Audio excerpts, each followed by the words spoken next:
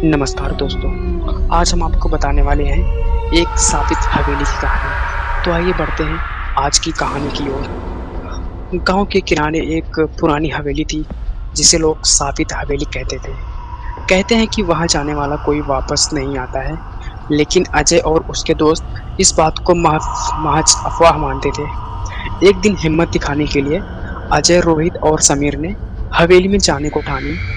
अर्धरात्रि का समय था, चारों ओर सन्नाटा पसरा था। जैसे ही वे हवेली के दरवाजे पर के पास पहुंचे, दरवाजा अपने आप किर्र किर्र करता खुल गया।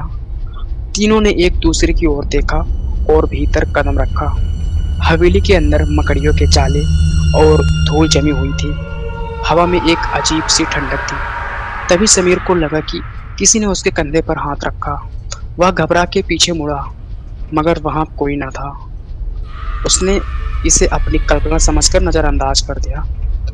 अचानक हवेली के भीतर भीतर रखी पुरानी घड़ी की सुइयां खुद ब खुद घूमने लगी और एक जोरदार झटका महसूस हुआ।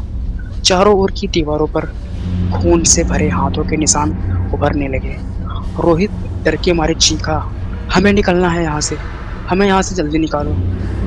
मगर अजय ने हिम्मत जुटाकर आगे बढ़ना चाहा, मगर उसके कानों के पास किसी के फुसफुसाने की आवाज आई, तुम लोग यहाँ क्यों आए हो? जाओ, वरना तुम भी नहीं बचोगे। अब तो तीनों की हालत खराब हो गई। वह भागने के लिए मुड़े, मगर दरवाजा मगर दरवाजा अचानक तेज आवाज के साथ बंद हो गया।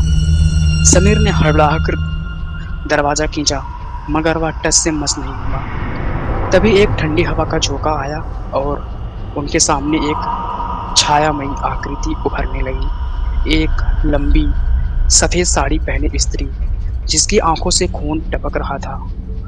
तुम लोगों ने मेरी नींद खराब कर दी, वह भयानक आवाज में बोली। अजय, रोहित और समीर के होश उड़ गए। वह कांपते हुए हटने लगे, मगर उनका शरीर मानो जड़ सा हो गया था। फिर वह स्त्री हवा में उठी और चीखते हुए उनकी ओर बढ़ी। तीनों ने जोर से चिल्लाया और तभी दरवाजा अपने आप खुल गया। बिना कुछ सोचे वे जाने बाहर भागे। जैसे ही उनके हवेली की सीमा पार की, हवेली की खिड़कियों से एक कर्कश हंसी सी गूंज उठी। वह मुड़कर देखने की हिम्मत भी नहीं कर सके और तेजी से गांव की ओर भागे। अगली सुबह जब गांव वालों को यह बात पता चली तो उन्होंने एक अजीब सा सच बताया।